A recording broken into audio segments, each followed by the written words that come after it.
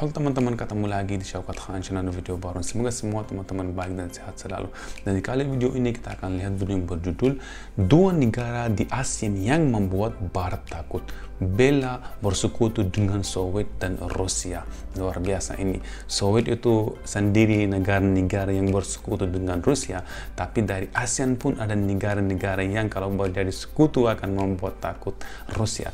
Pertama saya rasa pasti itu adalah Indonesia, karena Indonesia itu sahabatnya Rusia dan pasti sekutunya Rusia. Dan negara satunya yang mana saya pun tidak tahu, kita akan lihat di video saja. Dan ada apa saja di video ini. Dan kalau teman-teman baru ke channel ini, tolong jangan lupa subscribe dan like video ini. Mari kita ke video. Dua negara yang membuat Amerika Serikat takut bila mereka bersekutu dengan Rusia. Salah satunya Indonesia. Pasti ya. Sahabat bagi-bagi, pada saat ormas-ormas dunia mau ribut, hal pertama yang dilakukan mereka adalah menghimpun sekutu. Karena sekutu yang besar akan membuat laju rantai ekonomi dan militer. Betul sekali, itu akan bisa, kalau bahasa Inggrisnya align. Jadi bersekutu biasanya mereka akan bersekutu dengan negara-negara besar, makanya ekonomi mereka bagus. Seperti Israel itu bersekutu dengan negara-negara berkembang kuat, makanya mereka sekarang punya alutsista yang bagus. Bisa berjalan dengan baik pada saat bertempur. Karena dalam pertempuran sumber daya adalah poinnya. Contohnya seperti ormas NATO yang bisa menghimpun sekutunya untuk mengembargo ekonomi Rusia dan mengirim banyak pasukan dari berbagai anggota di Norwegia dan Skotlandia. Begitu juga dengan Rusia. Walaupun di tengah ancaman embargo ekonomi, Rusia masih bisa bertahan melalui hubungan-hubungan baik dengan negara-negara yang dekat dengannya. Misalnya China yang mau dan menerima sumber energi Rusia seperti gas dan minyaknya. Karena China adalah negara pengkonsumsi energi terbesar tanpa adanya sumber daya alam energi dari perut buminya. China menyambut dengan tangan terbuka ekspor gas dan minyak Rusia dengan harga yang lebih murah daripada Uni Emirat Arab pada saat ini. Dan India yang mau menerima minyak goreng dari bunga matahari Rusia yang jelas lebih murah dari harga dunia pada saat ini, yang sedang membumbung tinggi akibat stop ekspor dari dua negara yang sedang bertikai ini. Karena sejatinya Rusia dan Ukraina adalah negara penghasil minyak bunga matahari terbesar di dunia setelah gandumnya. Dan inilah salah satu yang masih membuat Rusia bertahan dari embargo Barat, karena masih banyak negara-negara dari dunia netral yang mau menerima produk mereka walaupun dipelototin oleh ormas NATO. Sahabat bagi-bagi, inilah dua negara yang sedang dipantau oleh NATO bila sewaktu-waktu mendukung Rusia dan akan merubah peta peperangan. Yang pertama, India.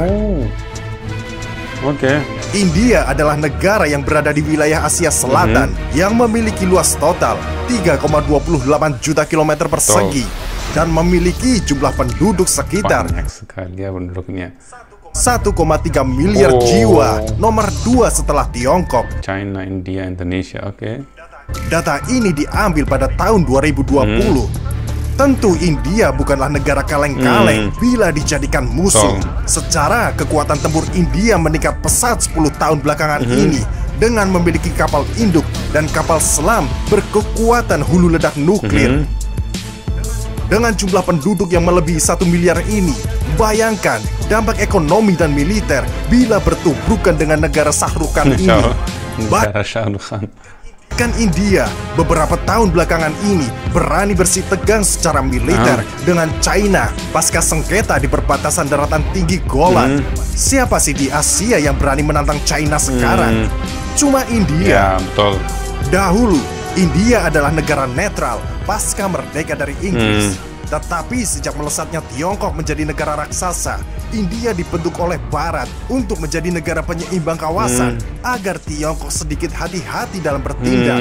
Karena kalau bertempur dengan India cukup akan menguras cadangan militer dan energinya. Maka Barat dapat dengan santainya menyelesaikan China sambil menyanyikan Chaya. Keren banget ini. Tetapi kedekatan India dengan Rusia membuat blok Barat pelongo-pelongo sejak Rusia bekerja sama dalam teknologi rudal BrahMos dan pemasok minyak goreng sunflowernya Rusia. Kedekatan itu mengagetkan Barat, apalagi pasca abstennya sikap India terhadap konflik Ukraina. Sikap Barat pun langsung simpulnya dan tunjuk langsung India telah membelot. Maka Barat akhirnya membuat isu yang berbeda seperti isu Laut Cina Selatan. Konflik Laut Cina Selatan sengaja dipelihara oleh Barat untuk memposisikan China sebagai bahaya yang harus diwaspadai bersama. Demi membangun opini ini, Barat pun menyiapkan kapal-kapal tempurnya untuk mendukung negara-negara yang berkonflik dengan China di Laut Cina Selatan. Dan karena strategi dengan sandi one ship one enemy ini, banyak negara-negara di Asia, khususnya yang memiliki zona Laut Cina Selatan, mau tidak mau akan bersama NATO. Karena analoginya, mereka memiliki masalah yang sama, yaitu China. Ini makanya mereka jadi bersatu terus. India pun sama China itu selalu ada masalah di perbatasan ya, mereka itu selalu ada masalah. Adalah teori satu kepentingan, musuh dari musuhmu adalah kawanmu. Bisa kita lihat Vietnam yang memiliki paham garis kiri seperti China dan Rusia, kini menantang kakak-kakaknya sendiri akibat konflik Laut Cina Selatan. Sahabat bagi-bagi, bukan hanya India yang ditakuti oleh Barat memihak faksi sebelah dalam kata kutip Rusia dan China. Nomor kedua, Indonesia pun sudah ditarget agar hubungan baik ke faksi kiri menjauh. Amerika melihat saat Indonesia menolak Selat Melaka menjadi center checkpointnya militer Amerika Serikat, maka dibuatlah Indonesia harus ikut terlibat dalam konflik Laut Cina Selatan. Setidaknya akan menjadi isu yang sangat sensitif antara pemimpin Indonesia dan reaksi rakyat Indonesia pada batas kedaulatan, di mana saat itu pemimpin kita yang akrab dengan China akan menjaga sedikit langkahnya karena isu Natuna. Sahabat bagi-bagi, Indonesia juga termasuk negara yang paling ditakuti oleh Barat bila bergabung dengan Rusia dan China. Amerika sangat melihat jelas Indonesia dari sisi politik dan story memiliki hubungan yang baik pada blok anti NATO. Ya, di sini kalau kita melihat, kita sudah tahu sejarahnya Indonesia dengan Rusia gimana. Kalau Indonesia kan sudah bersekutu, sudah sahabatnya Indonesia itu sudah jelas dari lama banget. Tapi kalau di sisi lain kita melihat India kan bersekutu dengan Rusia, terus Rusia tidak suka dengan Amerika dan Amerika tidak suka dengan Cina, dan di sini India tidak suka dengan Cina dan dan di sini India itu bersekutu dengan Rusia, terus di sana Rusia bersekutu dengan Cina. Itu saling menghormati. Kalau jadi mereka kayak bingung banget. Di sini kan Amerika dengan India, terus India dengan Rusia, di sana Amerika nggak suka Rusia, tapi saling di sana mereka punya hubungan yang sangat baik. Tapi di sini kalau melihat Indonesia tidak punya masalah dengan negara manapun, tapi sahabatnya dan sekutunya Rusia ini luar biasa. Dan aku sangat suka video ini dan sangat berterima kasih dari teman-teman dari rekomendasi aku video ini.